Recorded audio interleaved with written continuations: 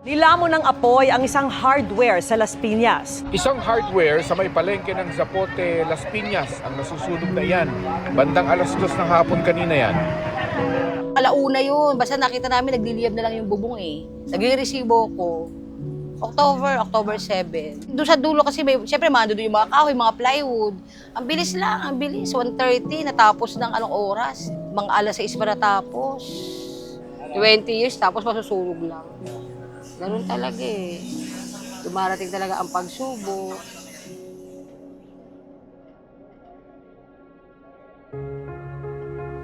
Tuloy-tuloy lang kami kasi may mga natira namang paninda, may supplier.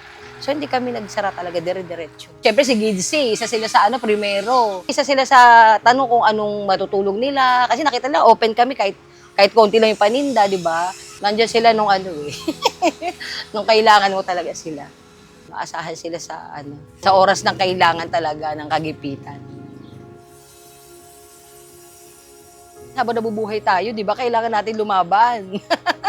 Hindi pwedeng susuko siya. Kasi siyempre, laki na rin ang hirap namin sa business namin, di ba? Kailangan tuloy-tuloy lang, prayer. Kasi siguro umabot kami ng 20 years kasi tulong-tulong kami family. Kaya laman lahat ng pagsubok. Basta magdasal lang.